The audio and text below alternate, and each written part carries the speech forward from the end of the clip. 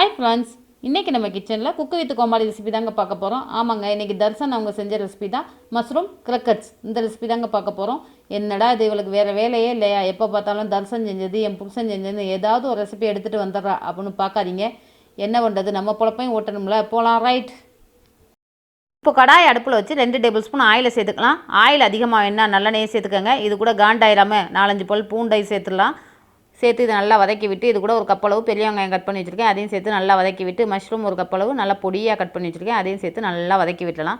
இது கூட 1/4 டீஸ்பூன் உப்பு, 1/4 டீஸ்பூன் மஞ்சள் தூள், 1 டீஸ்பூன் மிளகாய்த்தூள், 1/2 டீஸ்பூன் கரம் மசாலா, இது எல்லாம் சேர்த்து நல்லா மிக்ஸ் பண்ணி விட்டலாம். உங்களுக்கு எந்தளவு உப்பு தேவையோ அந்தளவு சேர்த்துக்கோங்க. இது எல்லாம் நல்லா வதங்கி வந்ததுக்கப்புறம் இதை இறக்கி வச்சிடலாம். இது கூட 2 உருளைக்கிழங்க நல்லா மசிய வேக வச்சு வச்சுருந்தேன், அதையும் இது கூட சேர்த்து நல்லா மிக்ஸ் பண்ணி விட்டலாம். இது ரெண்டும் நல்லா மிக்ஸ் ஆகி வரட்டும். இப்போ இது ரெடி ஆகிடுச்சு. இப்போ இது இருக்கட்டும்.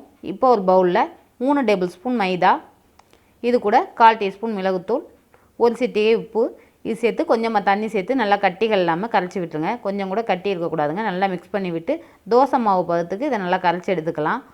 ரொம்ப தண்ணியாகவும் இருக்கக்கூடாது, ரொம்ப கெட்டியாகவும் இருக்கக்கூடாது. இந்த பதத்துக்கு இருக்கட்டும். இப்போ இது இருக்கட்டும். இப்போ இதை நல்லா ஆறி வந்துருச்சு. இப்போ இந்த மாதிரி பிடிச்சி எடுத்துக்கலாம். உங்களுக்கு எந்த ஷேப் வேணுமோ அந்த மாதிரி பிடிச்சி எடுத்துக்கோங்க. நான் அந்த மாதிரி பிடிச்சி எடுத்துக்கிறேன், நீல வாக்கில் பிடிச்சிட்டு மைதா மாவில் இதை டிப் பண்ணி எடுத்துக்கலாம். டிப் பண்ணிவிட்டு பிரெட் க்ரம்ஸ் எடுத்து வச்சுருக்கேன், அதுலேயும் இதை டிப் பண்ணிடலாம். டிப் பண்ணி இப்போ எல்லாத்தையும் புரட்டி இந்த மாதிரி 5-6 உருண்டைகள் புரட்டி எடுத்து ஒரு பிளேட்டில் எடுத்து வச்சிடுறேங்க. இப்போ ஆயிலை ஹீட் பண்ணிவிட்டு ஒவ்வொன்றா இது கூட சேர்த்துடலாம். சேர்த்து நல்லா பொன்னிறமாக வர வரையும் நல்லா பொரித்து எடுத்துக்கலாம். இதெல்லாம் பொன்னிறமாக வந்ததுக்கப்புறம் இப்போ ஆயிலை வடிச்சிட்டு எடுத்தாச்சு.